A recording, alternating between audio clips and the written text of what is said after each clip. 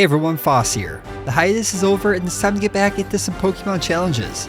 In my last video, I focused on the version exclusive Pokemon Growlithe and Vulpix. In this video, I also mentioned that my Drybread had given me a shoutout in his gift Pokemon only run of Crystal. In that challenge, he also mentioned how bad Togepi was, and that was the Pokemon that I was named after. I can't take this, okay? Looking at Togepi's stats, he isn't exactly wrong.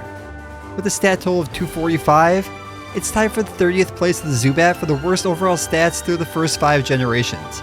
Not only that, but it only learns one attacking move by level up, and that's Double Edge at level 38. Sure, there is Metronome at level 7, but that isn't exactly the ideal way to get through the initial part of the game. I would likely have to rely heavily on TMs in the early game such as Headbutt and Return. But Togepi does have some solid access to special moves such as Shadow Ball, Fire Blast, and Zap Cannon. But that will really only come in handy later on in the game. You know what, I'm going to do this challenge just to prove a point. Well, actually 2 points. The Togepi can hold its own in battle, and I'm willing to ruin numerous nights of my life attempting a brutally difficult and tedious challenge. Let's just see how this goes. Let's take a look at the rules. I can only use Togepi in battle, but I can use other Pokemon for HMs. There are no items in battle except for held items, there are no cheats or exploits, and I must defeat Red on top of Mount Silver to consider this run complete. I'm going to avoid the use of the TM for Double Team unless I am still struggling to complete this challenge at level 100. I do think I can do this, but it's definitely going to be a grind. With all that out of the way, let's get to the actual video. I start off by using the Universal Pokemon Randomizer to replace Cyndaquil with Togepi. I really don't think that there's much of a difference depending on which starter I choose to replace, but I feel like Feraligatr doesn't get enough love and I can't beat up on my boy Typhlosion. I choose the name of Proof because I feel like I have something to prove here, and after receiving a hard-boiled egg, I head out to start the least favorite part of my challenge, grinding. Yes, at level 5, Togepi does not have access to any attacking moves. Not only that, but it has a total of 60 PP that I'll have to deplete from Growl and Charm before I can even use Struggle. On the first 3 accessible routes, every Pokemon has the ability to use an attacking move, so I'm really going to have to rely on good luck and potions to get through this portion. After spending every last cent I had on potions, I head into the grass to fight some Hootoots. I choose Hoothoot because it knows Growl, which will only lower my attack. Rattata on the other hand knows Tail Whip, which will lower my defense and bring me much closer to fainting. The encounters are time-based, and since I'm playing at night, the only other options are Spinarak, Zubat, and Poliwag, all of which have their own downsides. After about 15 minutes of real-life time and 6 potions and a couple of berries, I finally depleted all my PP and it was time to struggle my way up in levels. After a few more minutes of knocking out Hoothoot and Rattata, Proof finally reaches level 7 and learns Metronome. I spend a little bit more time grinding up to level 8 before heading into Mr. Pokemon's house to receive the Mystery Egg, before heading back to take on our rival for the first time. Luckily, his Totodile only knows Scratch at this point, so I can use Charm to lower its attack to next to nothing before resorting to the randomness that is Metronome. If you aren't aware, in Generation 2, Metronome is a move that will randomly pull from any possible move that's available in this generation. Sure, that does give Togepi the ability to potentially use moves such as Sacred Fire and Thunder, but there's also a chance that they'll use moves such as Self-Destruct and Explosion. The randomness of this really makes things interesting, and of course, as Totodile is brought down to about half health, Proof explodes before my eyes, taking out our rival's Totodile in the process. I figured that this would send me back to the Poké Center and I'd have to give it another try, but apparently in Crystal version, this fight is the only time that you will win if our Pokemon uses Self-Destruct to defeat the last of our opponent's Pokemon in battle. With Proof miraculously back at full health, we head back to Newbark Town to fill in the police on our new rival, MDB. Because again, I have something to prove here. I then hand over that mysterious egg, which somehow surprises Professor Elm despite him giving me the Pokemon that came from this egg only minutes prior. Oh, spoiler alert by the way. From there, I make my way towards Violet City. On my way there, I learn how to catch a wild Magby, which is for some reason on this route. From there, I head further down the path until I meet up with my old friend, Youngster Joey. His Rattata can be a formidable foe, until I pull Iron Tail on my second Metronome and take it out with a single shot. Let's just hope the Metronome luck continues like this. Once at Violet City, I head into the Sprout Tower to put on some more levels before taking on Faulkner and his team of flying Pokemon. After the first few trainers go down easily to some good Metronome luck, I realized I won't be able to rely on this throughout the remainder of the tower. I take the time to find a couple Ghastly, which will allow me to use the PP on Charm and Growl, so I can just struggle my way through the remainder of the battles with the final stage. That is if Metronome doesn't cut it for me, but we'll see. I had to attempt this one numerous times, and I tried the just struggle itself, but this was dealing way too much damage and recoil, and therefore was not a reliable strategy. This time around, Metronome pulls out a Shadow Ball on turn 1, which is a solid option. Leer and Fury Swipes are the next options, and these finally take out the first Bellsprout. As the next Bellsprout comes out, I pull a Lick and then a Metal Claw to bring it down to just about half health.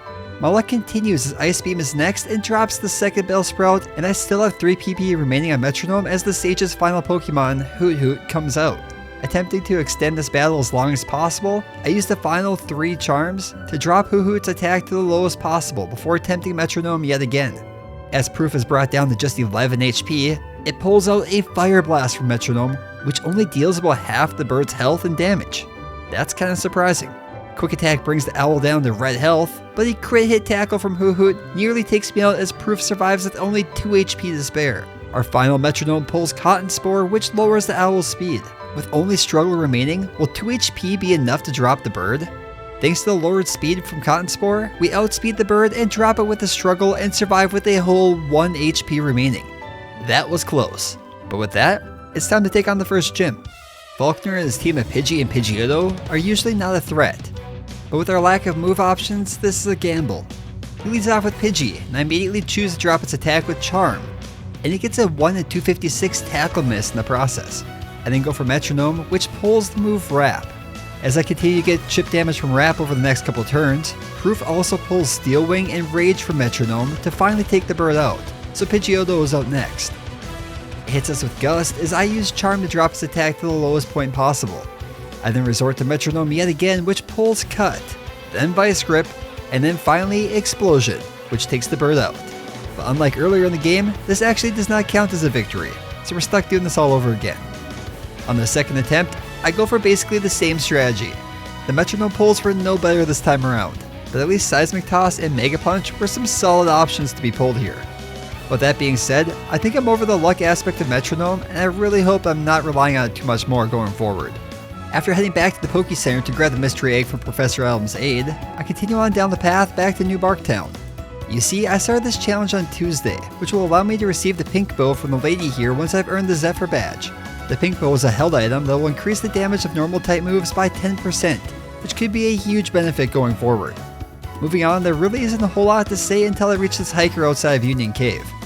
If you're doing this challenge, I would highly recommend avoiding him if possible. His Machop will decimate you if you're not careful. So after losing to him, I decide to rethink my strategy by just bypassing him in the grass to the south. From there, I make my way into the Slowpoke well, where I come across Kurt, who has fallen and broken his back. Without thinking twice about calling for help or even lending a hand, I make my way deeper into the well to take on the members of Team Rocket for the first time. The final and most difficult member of this crew has a single coughing, so after a few slaps of mud to the face, it goes down. Following this defeat, Kurt's back is miraculously fixed and he runs over to congratulate us. Very clever, old man. Very clever. Let's move on. It's time to take on Bugsy and his team of Bug-type Pokemon. He leads off with Metapod, and I immediately go for Sweet Kiss in an attempt to minimize the amount of Hardens it will use. I then go for Metronome, which pulls a Soft Boiled on turn 1 despite Proof having full HP, and then locks on the next turn before finally pulling a Fire Punch to take it out. Kakuna is out next, and I confuse it on turn 1 before going back for Metronome, which pulls a Payday for some decent damage. I know now that I need to conserve PP on Metronome as I cannot hit Scyther with Mud Slap. I literally had Mud Clap written in my script. That sounds better though, Mud Clap over Mud Slap. Either way, I know now that I have to conserve PP on Metronome as I cannot hit Scyther with Mud Slap due to its flying type, so I instead choose to use Mud Slap on Kakuna as it hits a few poison stings in the process. I then go for Metronome hoping to take it out, but instead I pull Whirlwind, so now I guess it's time to take on Scyther. It hits Fury Cutter on turn 1 as I go for Sweet Kiss. I have to be careful because Fury Cutter will only get stronger with each successive hit. I then have some solid luck as Metronome pulls Psybeam, which deals some solid damage, while Scyther proceeds to hit itself in confusion. The next Metronome pulls Sandstorm, so now it's just a waiting game as Scyther hits itself yet again. I just go for a Charm as chip damage from Sandstorm takes out Scyther, and as Kakuna comes out, my berry activates to restore some HP. After a Sweet Kiss, Mud Slap, and some damage from Sandstorm, Kakuna 2 goes down to earn us the second badge of the region. Following this gym is one of the most difficult battles with a rival in this game. Playing this game as a child, I oftentimes struggled to overcome this battle unless I overleveled my entire team. With that being said, let's see how it goes with just a single Togepi on my team. He leads off with Ghastly, who's confused on turn 1 by Sweet Kiss. After putting Proof to sleep with Hypnosis, it spends the next few turns depleting all of Sweet Kiss's PP through the use of Spite. Once awake, Proof is able to take it down with a couple of Mud Slaps, so Zubat is out next. Metronome pulls Double Edge on the first attempt, which takes out the bat with a single shot. All that remains now is Croconaw. I drop its attack with Charm, but after realizing it will just go for Water Gun, I resort to lowering its accuracy with Mud Slap instead. After dropping its accuracy to next to nothing, I resort to Metronome. After pulling a Tri-Attack on the first attempt for some decent damage, it then pulls out the trump card, Fissure, which is the one-hit KO move that seals the victory. From there, I make my way through the Ilex Forest, grabbing the TM for Headbutt along the way, and this might be really useful as I arrive at Goldenrod to take on Whitney's gym. Well, that's what I thought, until I realized I could just get Return from the Goldenrod department store since Proof is now at a high enough friendship to get the TM for Return. So after switching my game time to Sundays so I can actually receive the TM, I make my way through the store until... Wait, what's this? Oh, our egg is hatching. Well, we should all know what this is, but who would argue with another... Twitter bird? I didn't see that one coming. But with that being said, now's a good time to tell you to check out my Twitter account to stay up to date with new video releases and channel updates. And that's really all I'm going to say because there isn't much else that I post there. So with that out of the way, I actually grab the TM for Return, teach the employees to Sweet Kiss, and head back to the gym to take on Whitney herself. This is another gym leader that was notoriously difficult for me to beat as a child. Her Miltank not only has access to Rollout, which builds damage with each successive hit, but it also can use Milk Drink to recover HP along the way. Let's see how this goes. She leads off with Clefairy, which pulls a Twister from Metronome before going down to a couple hits from Return. Out next is our chubby friend the Cow, and I immediately set up with Mud Slap to lower its accuracy in order to avoid the increase in damage from Rollout. This works just as planned as she misses Rollout on the next turn. I then continue to Mud Slap her accuracy into Oblivion before resorting to Charm to lower its attack instead. Then Miltank uses Attract. Yeah, I forgot about that one. So yes, this makes 3 moves in the moveset which are frustrating to deal with. Actually, Stomp has a flinch chance as well. So literally all of Miltank's moves are just frustrating, which again is why this battle can be a pain for those run-of-the-mill players. Thankfully, after copious misses from Miltank's Stomp, Proof is able to finally power through his love for Miltank and is able to take it out with only 1 HP to spare. Following this battle, I head north to find this girl who tells me to speak with her sister back in Goldenrod to receive the Squirt Bottle. Once this is in hand, I head back north to take on the Sleeping Tree, Sudowoodo. If you think I'm gonna battle this, yeah, think again. It has access to fighting moves and resists everything I throw at it except for Mud Slap, which is too much of a risk. After fleeing from battle, I continue on to Eucratic City to take on the Kimono Girls. Each one of them has a different evolution, and honestly not a single one of them was really a challenge in the end. After a few minutes, I had defeated all 5, grabbed myself the HF for Surf, and made my way towards Mount Mortar. You may be wondering why I'm heading this way at the moment. Well, my goal here is to grab the TM for Hidden Power at the house north of Lake of Rage. With Togepi's EV set to max, that means that this Hidden Power will be a Dark typing. This will be extremely useful for the next section of the game. After receiving this, I replace Metronome with it and head back to the Burnt Tower to take on MDB yet again. He leads off with Haunter, which goes for Curse on turn 1. Hidden Power takes it out, so we're able to avoid Curse damage as Magnemite comes out.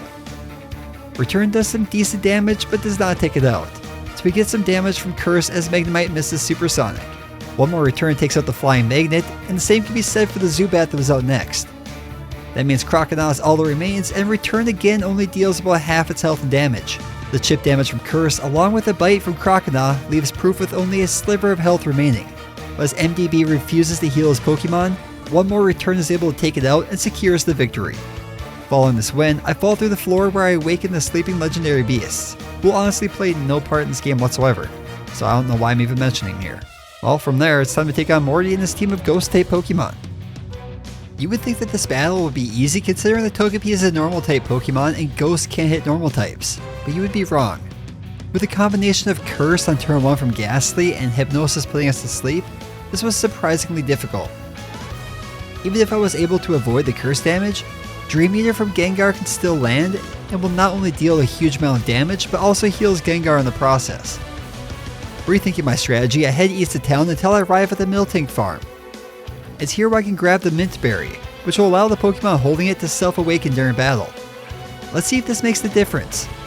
In addition to this Mint Berry, Proof has also gained 2 levels by battling the trainers along the way. This boosted level allows it to outspeed Ghastly on turn 1 and therefore avoids Curse by taking it out with a single Hidden Power. Haunter is out next and is able to get off a curse before going down to hidden power as well. So as Gengar comes out, we are still at full health and have yet to use the Mint Berry. It goes for Hypnosis on turn 1 and puts us to sleep immediately, but we recover through the use of our berry before landing a hidden power for some huge damage. We take some curse damage before Gengar attempts another Hypnosis, which misses this time. With only 60 accuracy, this shouldn't land on every turn, so I really should not be surprised. One more hidden power takes it out, so only Haunter remains. It goes for Mean Look, so I'm stuck using only Proof in this single Pokemon challenge. Darn. Hidden power then one-shots the last of the ghosts to earn us the Fog Badge. In addition to this badge, we also earn the TM for Shadow Ball, which will be a better option than hidden power going forward. After arriving at Olivine City, making my way to the top of the lighthouse and receiving the quest from Jasmine to find the secret potion, I find myself surfing across the ocean until I arrive at Cyanwood City. It's here where I make a sketchy deal with a drug dealer before heading into the gym to take on Chuck and his team of fighting type Pokemon. This one might be a nightmare considering the Proof is weak to fighting types, but let's see how it goes before we do any grinding.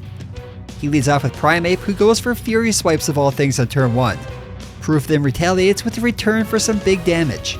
A crit hit Karate Chop nearly takes out Proof, but it holds on and takes it out with another return, so Poliwrath is all that remains.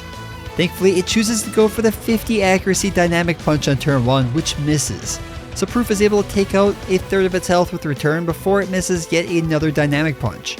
One more return brings it down to only a sliver of health, and then it misses a Dynamic Punch again. I know this move is 50 accuracy, but honestly it might as well be 5 accuracy with how often it actually hits.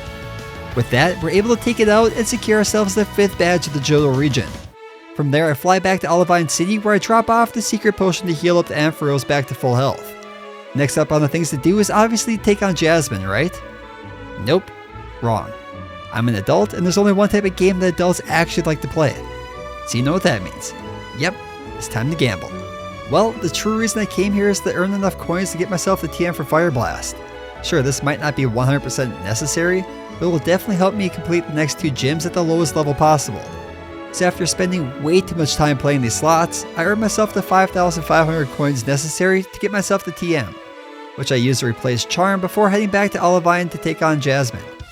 Her first 2 Magnemites are surprisingly easy thanks to the not so accurate Fire Blast landing twice in a row, so that brings us to Steelix. Knowing that I couldn't simply rely on Fire Blast landing for a 3rd time in a row, I choose to instead lower its accuracy with Mud Slap, which means nothing as it deals some huge damage with Iron Tail in return. I go for Mud Slap once again, but it again lands Iron Tail to bring Proof down to just red health. I have no choice now but to attempt Fire Blast, which misses. But so does Steelix's Iron Tail, so I get another attempt. But Fire Blast misses again. But again, so does Iron Tail. Luck continues to be on my side as the final Fire Blast finally takes out the Metal Snake and therefore earns us the Mineral Badge. From there I head back to the Lake of Rage, where I find the sickly looking Water Onyx, which I have no other choice but to kill it, scale it, and then head back to Mahogany Town. It's here where I casually walk into this local store to watch the champion of the region literally hyper beam this guy to death. Dude, come on. And acting like nothing just happened, he requests I follow him down to the secret lair to take on Team Rocket yet again. This whole hideout isn't much of a challenge, except for the Electrode at the end, which insists on trying to blow themselves up and take you out with them in the process. This time around though, none of them choose to use that option, so it's an easy sweep. And with that, it's time to take on Gym Leader Price and his team of Ice-type Pokemon. This is an easy battle, as the Steel that was out first and the Dugong that was out next both go down rather easily to return. Piloswine is out last, and a single Fire Blast takes it out, earning us probably the easiest badge of the region so far. That leaves us with only 1 badge remaining in the Johto region. But as we step out of the gym, we get a call from Professor Elm, who lets us know that Team Rocket is up to no good yet again. I fly my way back to Goldenrod and make quick work of Team Rocket grunts inside a Goldenrod tower before making my way down into the underground passage to take on MDB yet again. Despite my large level gap, this Golbat still outspeeds me and hits Proof with Confuse around turn 1. After hitting itself in confusion, it snaps out and proceeds to take out Golbat with his Shadow Ball followed by a return, so Magnemite is out next. We saw how well Jasmine's Magnemite stood up to Proof earlier in this run, so this time it's no different as Fire Blast takes it out with a single shot, bringing out a Haunter, who hits us with Mean Look. Again, quite the choice considering this is a solo challenge. After that brilliant move, I choose to go for a little bit better of a move, Shadow Ball, which takes out with a single shot. Sneasel's out next, and 2 goes down to a single Fire Blast, which leaves only Feraligatr between us and victory. I Mud Slap it a few times to drop its accuracy while taking minimal damage from Water Gun in the process. 2 returns was enough to take it out, defeating our rival for the 3rd time. From there I continued through the underground passage until I find the director who gifts me with a card key, which I use to traverse the remainder of Goldenrod Tower, where I finally come across the Team Rocket executive. He leads off with Houndour, who goes down to a single return. The Coughing that was out next is able to get off a Smokescreen before going down, but Houndoom was out next and that Smokescreen might have a huge effect on how this battle plays out. Houndoom lands a feint attack on turn 1 for minimal damage, before Proof is able to land a couple Mud Slaps in a row to drop its accuracy. From there, it's a battle of inaccurate fighters, but Houndoom has an advantage of feint attack, which cannot miss. But eventually Proof is able to land a couple more returns to take out Houndoom. With that, we have finally finished the Team Rocket storyline. Well, kind of, but more on that later. Following that fiasco, I make my way through the ice path until I arrive at Blackthorn City, which is the location of our final gym badge of this region. Claire and her team of Dragon Pokemon are going to be quite difficult to take out with our current moveset. I'm honestly hoping that lowering their accuracy enough through the use of Mud Slap and then dealing some heavy damage with return will be enough to power through this entire gym, but I guess we'll see what happens. She leads off with Dragonair, who is immediately hit by Proof's Mud Slap to lower its accuracy. It then misses Surf on the next turn before being taken out by return, but another Dragonair is out next. I again choose to go for Mud Slap on turn 1, but Dragonair is able to land a Dragon Breath, which paralyzes Proof in the process. It's able to get off one more Dragon Breath before going down to Proof's return. Now that Proof is 1 level higher though, I fear that I might be able to take out this next Dragonair with a single return, and it does just that, so only Kingdra remains. It hits us with Smokescreen on turn 1. That is not good. Because of this drop in accuracy, Proof proceeds to miss the next return as Kingdra hits it with a Surf for some huge damage, bringing Proof down to only yellow HP. We are able to land a return on the next turn, which deals just over half health to Kingdra before Claire heals it back to full health with a Hyper Potion. After a couple more turns of Proof being fully paralyzed, Kingdra lands a couple more Surfs to take us out. Man, that was close. But let's just give it another shot and just skip the Mud Slaps on Dragonair this time around. I think they might have been unnecessary. Well, this time around, Return left all 3 Dragonairs with only a sliver of health remaining, and Proof eventually goes down to Kingdra yet again. Sure, I could just put on more levels to make Return a one-shot, but I'm attempting to beat this at the lowest level possible. So for the next attempt, I again resort to using Mud Slap on turn 1 before finishing off each Dragonair with Return. Which brings me back to Kingdra paralyzed, but with most of my health remaining. This time around, Kingdra chooses to go for a Surf instead of Smokescreen, so I have a much better chance of landing hits on each turn. Surf brings Proof down to yellow health, but Return deals some massive damage in retaliation. Despite having plenty of health, Claire decides to heal it back to full health with a Hyper Potion. Another Return gets a high roll as it brings Kingdra down to yellow health, before it hits Proof with another Surf to bring us down to only 23 HP. One more Return is enough to take it out, so with that, we have defeated the Dragon Leader herself. But that does not mean we've earned the badge just yet though. So we head into the Dragon Lair to answer some rather obvious questions before finally receiving the Rising Badge. With this in hand, we now have the option to use the HM for Waterfall, so I head back into the deepest depths of Mount Mortar to grab myself the TM for Defense Curl. This may be a strange thing to hide so deep in the cave, but more on that later. Now it's time to make our way to Victory Road to take on MDB for the final time. He leads off with Sneasel, and I take the time to boost my defense through the use of Defense Curl while it builds Fury Cutter. After realizing this is going to deal some major damage if I don't do something, I choose to take it out with a single Fire Blast, so Golbat is out next. It hits Proof with Confuse Ray on turn 1, and it immediately hits itself in Confusion. We then snap out of Confusion and hit Golbat with a crit hit Shadow Ball to bring it down to low health before it confuses us again. Proof powers through Confusion to take it out with one more Shadow Ball, so out comes Magneton. Proof snaps out of Confusion yet again, and proceeds to go for Fire Blast, which misses. Magneton's Thunder Wave misses as well, and that was insanely lucky. Fire Blast lands on the next turn to take it out. The Haunter and Kadabra that were out next both go down to a single Shadow Ball, so Feraligatr is all that remains. Proof hits it with a Return to bring it down to just under half health. MDB then chooses to use his signature move. Water Gun, which deals next to no damage to Proof, who was able to take out the hunchback feral alligator with one more return to seal the victory over a rival for the final time. With that out of the way, the real challenge is about to begin. Let's take on the Elite Four. Will is up first, and his team of psychic Pokemon can be quite a hassle to deal with. He leads off with Xatu, who immediately goes for Confuse Ray. Anticipating this though, I had given Proof a Bitter Berry, which immediately cures it of confusion. This is the point where I want to talk more about Defense Curl. You see, Defense Curl actually has a secondary effect besides just raising a Pokemon's defense by one stage. If you use in combination with Rollout, it will actually double the damage dealt by Rollout. This multiplier doesn't stack if you use more Defense Curls, but this does mean that setting up a Defense Curl on turn 1 followed by Rollout will deal progressively more damage with each successive hit. This is a deadly and effective combination. The only problem with this strategy is when Pokemon like Xatu here insist on spamming Confuse Ray or some other status move, which can really interfere with the successive hits of Rollout. Luckily for me, Proof powers through Confusion to land 2 straight Rollouts to take out the Totem Bird, bringing out Jinx instead. Jinx manages to outspeed and deal some big damage with Psychic, but Rollout takes it out with a single shot.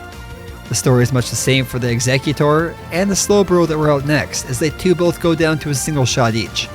One more Xatu is all that remains, but Rollout has reached its limit, so I have no choice but to restart. The first shot brings Xatu down to half health as it hits us with Psychic to bring Proof down to dangerously low health. Will forgoes another attack and instead chooses to use a Max Potion on the next turn, which means nothing against the boosted power of Rollout. So one more shot lands to take out the Xatu and earn us the first victory of the Elite Four challenge. Koga is up next, and this fight honestly isn't much to talk about. He leads off with Ariados, which goes down to a single Fire Blast. The Venomoth that was out next could even deal damage before going down to a couple returns. Fortress is dropped by a single Fire Blast as well, and Muck is trying its best to evade our attacks, but his attempts are futile as a couple of returns take it out. And last but not least was Crobat, which finally deals some damage with Wing Attack, before it too goes down to the power of Return. Like I said, not much going on there. Bruno is up next, and being that he's a fighting type trainer and Proof is a normal type Pokemon, this one should be quite difficult, right? Well, you would think so, but that might not actually be the case. Hitmontop that he leads off with does not actually have any access to fighting type moves, so this gives me the chance to stack Defense Curls while he wastes his time dealing next to no damage with Dig. I then attempt to get the rollout started, but Hitmontop also has access to Detect, which breaks the rollout streak each time I start it. I have no choice here but to take him out with Return instead. Hitmonlee is on next, and I now have to start stacking rollouts, but I miss on turn 1 as Hitmonlee hits a double kick for minimal damage. A high jump kick and double kick brings Proof down to just red health before Rollout is finally able to take it out. Hitmonchan is out next and is able to deal some damage with Mach Punch before going down. Bruno then makes the bold decision to send out Machamp, who stands no chance at all against the maximum power of a Defense Curl boosted Rollout, so it goes down to a single shot, leaving only Onix remaining. As the Rock Snake enters, I realize the Rollout has ended and I really have no solid options here, so I resort to Fire Blast hoping for the best. It lands and brings Onix to half health and burns him in the process, but as Onix uses Earthquake, I knew this run was over. But wait, Earthquake dealt a whole 3 damage. We still have a chance. Knowing the Fire Blast is inaccurate, I choose to go for Return instead, hoping that it would be enough. But it leaves Onix with only a sliver of health remaining. Then Onix retaliates with Rock Slide. But this too deals next to no damage, and it finally goes down thanks to the burn damage to defeat Bruno on our first attempt. Wow, that was a real nail biter, and thankfully Onix has super bad attack stats. I really can't believe that just took one attempt. Now at level 60, it's time to take on Karen and her team of Dark-type Pokemon. This is a typing that I don't think gets enough love, and honestly they are a real pain in the butt to deal with. She leads off with what I consider the most difficult evolution to deal with, Umbreon. I go for Return on turn 1, which brings it down to just under half health before it hits us with a Sand Attack to lower our accuracy. Great. Proof brushes the sand from his eyes and lands another Return to take it out. My least favorite Pokemon in the world, Vileplume, was out next, and somehow Proof lands a 70 accuracy Fire Blast on the next turn, despite having that lowered accuracy to take it out with a single shot. Gengar was out next, and knowing that there was a Murkrow and a Houndoom remaining on her team, I had no choice but to set up a rollout in an attempt to take out each one of these with a single shot when the time comes. Karen goes for Curse, which just made things a lot more difficult as well. The first hit from Rollout does mediocre damage as Curse reduces our health by 40. Gengar then spites us to reduce Rollout's PP by 4 before going down to another shot. Murkrow's out next, and Proof proceeds to miss with Rollout. Yeah, things are not looking good now. Not knowing what else to do, I go for Return, which takes the Crow out with a single shot, but that brings out Houndoom. Again, Rollout will not be enough here, so I have no choice but to go for Return yet again, but Houndoom outspeeds and hits us with Flamethrower, which brings Proof down to just red health.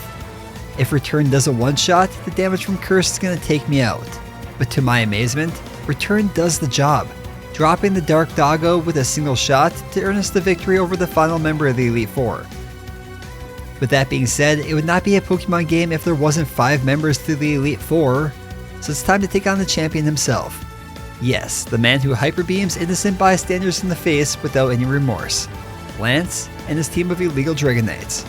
And yes, they are illegal. How is this man getting multiple Dragonites at level 50 or less when Dragonair doesn't even evolve until level 55? Riddle me that one, Nintendo. Okay, it's time to get off my soapbox and finally take on the champion of the region. He leads off with Gyarados, and I again plan to go for the rollout strategy this time around, so I set up with Defense Curl as Gyarados sets up with a Rain Dance. A couple of rollouts then takes out the non-dragon water flying type Onix, but not before it dealt some solid chip damage with Surf. Then comes the line of Dragonites. The first one goes down to a single shot, but Proof happens to miss the next one, therefore resetting the damage from rollout. Dragonite misses Thunder Wave as I restart the rollout streak, but it then proceeds to paralyze Proof on the next turn instead. It then lands Blizzard for some okay damage before Proof powers through to land yet another rollout to take it out. Aerodactyl outspeeds with Wing Attack before going down, and the Charizard that was on next gets off a Flamethrower before 2 going down. Dragonite is all that remains, but thanks to Paralysis, it 2 outspeeds, dropping Proof with a single shot from Outrage. That was extremely close, and I think I could do this without putting on any more levels. On the next attempt, I choose to only use Return on Gyarados in an attempt to get Rollout to last all the way through until the end of the fight. A couple of returns drops the Flying Water Snake, which brings out the first of Lance's Dragonites. I Defense Curl in turn 1 as Lance uses Thunder Wave, which activates the Paralyzed Cure Berry, which I put on in anticipation of this time around. I then begin to roll out, and thankfully Dragonite misses Thunder Wave on the next turn. One more rollout takes out the Dragonite, and the following one goes down to a single shot as well. Aerodactyl is able to get off a Hyper Beam before going down, and Charizard gets off a Flamethrower before going down to a single shot as well. As the final Dragonite appears, I again realize the rollout has ended. I immediately go for it again, which deals about 1/3 damage to Dragonite before it locks itself into Outrage, which deals about half our life and damage. But the boosted rollout was enough to finally finish off the final Dragon. And with that, we have finally defeated the champion of the region and earned ourselves a spot in the Hall of Fame. Finishing at an in-game time of 8 hours and 44 minutes at level 64, this honestly went a lot better than I had expected. Sure, this in-game time doesn't account for all the in-game resets, but I'm pretty sure that this is faster than the majority of my regular playthroughs I had growing up and playing this game as a child. But if you know anything about the Gen 2 games, then you know that our journey does not end here. Nope, we still have the entire Kanto region to take on. So with that, I pack my bags, head back to Olivine City to jump aboard this luxury yacht until I arrive in Vermilion City, where I take my first steps into the Kanto region. I'm not gonna lie, there isn't a whole lot to say about the majority of this region. The level curve is so wonky in this game that most of these Gym Leaders Pokemon are at a level below what I just saw at the Elite Four. In addition to that, it's nearly impossible to grind levels on wild Pokemon, as most of them are the same level as what you would have found if you would have just started here in the first place. With that being said, I choose to head right into the gym challenge for this region. In Vermilion City, I defeat Lieutenant Surge to earn the Thunder Badge. From there, I head to Saffron City to easily defeat Sabrina and her team of Psychic Pokemon to earn the Marsh Badge, then to Celadon City to earn the Rainbow Badge. From there, I need to acknowledge one last Team Rocket storyline that requires me to fix the power plant. After finding the lost part in the Cerulean City gym, I return it to the plant manager in exchange for the TM for Zap Cannon. From there, I continue on with my gym challenge by earning the Soul Badge at Fuchsia City and the Cascade Badge at Cerulean City. I then swing by the Lavender City Tower to grab myself the expansion card, before making my way to the Snorlax blocking the road. This expansion card will allow my Pokegear radio to play the Pokeflute music necessary to wake up Snorlax, and I forgot to grab the radio back in Goldenrod. Well, son of a bitch. After grabbing myself the Pokédoll to exchange for a pass, I make my way to the Magnet train in order to fast travel back to Goldenrod City. It's here where I answer some more questions in order to receive the radio card from the receptionist. With this in hand, I head back to the sleeping Snorlax to finally wake it up. After destroying the sleeping giant out of spite, I make my way through Diglett's cave until I arrive at Pewter City. After defeating Brock and earning the Boulder Badge, I make my way to the former Seafoam Islands where I earn myself the Volcano Badge. With all this out of the way, it's time to take on the first real challenge of the region, the Viridian City Gym. I had no luck here at level 74, but was at least able to make it to Arcanine at level 75. After battling almost every trainer I could find, I return at level 77 to give it another shot. He leads off with Pidgeot, and I immediately start to set up Defense Curl. It hits a wing attack before using Mirror Move to copy Defense Curl. It gets off one more wing attack before going down to a couple more hits from Rollout, so Alakazam is out next. It outspeeds, but it chooses to go for Reflect, which does nothing as Rollout still takes out with a single shot. Rhydon is out next, and Rollout only does about 1/3 of its health, but it chooses to go for Fury Attack, probably the best case scenario for proof in this situation. One more Rollout does just enough to take it out with another shot. The non-dragon Flying Sea Snake is out next, and I have to restart Rollout. After a couple of hits, Proof misses as Gyarados lands a Rain Dance boosted Hydro Pump for some major damage. I start up Rollout one more time, which takes it out, so Exeggutor is out next. It's able to land a Leech Seed before going down, but not before the rain stops. Arcanine is out last. I was really hoping that the rain would continue in order to limit the damage from Arcanine's Flamethrower, but regardless, it's not enough to take out Proof. So with one last shot from Rollout, Arcanine goes down, earning us the final badge of the Kanto region. It's amazing how much more difficult this battle is compared to the rest of the region. But with that being said, this challenge is still not over. Nope, it's actually just beginning. We still have to take on Red. After heading back to the lab to speak to Professor Oak, he mentions the area known as Mount Silver. After traversing there and spending way too much time grinding up levels on wild Pokemon and Elite Four until I reached level 90, I felt I was ready to take on the man himself. He leads off with Pikachu, and I go for Defense Curl on turn 1. He lands a Thunder, which paralyzes Proof in the process. That will likely end this run. Pikachu then lands a couple more Thunders before going down. Due to the paralysis, Espeon outspeeds and takes out Proof with one more shot. I think that this is just bad luck with paralysis, so let's try it again. This time around, Pikachu lands Thunder on turn 1, but does not get the paralysis. I then Defense Curl before Pikachu misses his next Thunder. Rollout then brings it down to around half health before Red heals it back to full health. This means nothing though as another Rollout takes it out, so out comes Espeon. It sets up a Reflect on turn 1, which boosts its defense to allow it to survive a shot from Rollout. It hits with Psychic on the next turn for some huge damage before finally going down. Snorlax is up next, and this one can be annoying, but not this time around, as Rollout takes it out with a single shot. Then comes Venusaur, who sets up Sunny Day on turn 1 as I go for Fire Blast, which lands to bring it down to red health while burning it in the process. I then choose to go for Rollout, but Venusaur outspeeds and lands Solar Beam for some huge damage. Rollout does take it out, but the Charizard that was out next outspeeds to drop us with a single Fire Spin. I think I'm going to need some more levels if I hope to outspeed these Pokemon. I gave it another attempt at 94 and was still outsped, so let's see how it goes at level 96.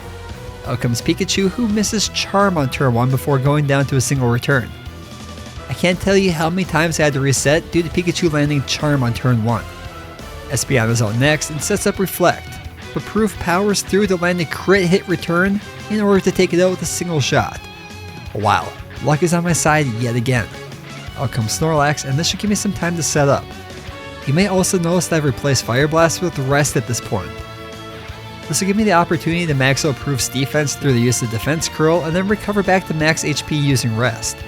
But this went back and forth for what seemed like an eternity. Between crit hits and paralysis from Body Slam, I had to use Rest 3 times until I finally got a favorable outcome. After Snorlax uses Rest itself, I finally have time to start stacking rollouts. So after a few more hits, it finally goes down, so Venusaur is out next. It sets up a Sunny Day on turn 1, which will also boost Charizard's Flamethrower. That's not good, but a single rollout takes it down, bringing out the aforementioned Fire Lizard. It lands a Flamethrower for some huge damage before going down to a single shot from rollout. Blastoise is now all that remains, and rollout has also now ended. I have no other choice here but to risk it with return, which brings it down to just under half health. It then lands a crit hit Blizzard, which only brings us down to a sliver of health. That's right. My hands were sweating so badly at this time, but with the use of one last return, we finally drop the Water Tortoise, which brings this challenge to an end. Wow, I can't get over how smoothly this challenge actually went up until the Elite Four and then that other brick wall that was the Viridian City Gym. For having some terrible stats, Togepi actually performed rather well overall. Sure, I had probably close to 50 resets throughout the course of this challenge, but hey, you have to get lucky at some point, right? With our journey coming to a close, I head back to Professor Oak to receive one last bit of praise.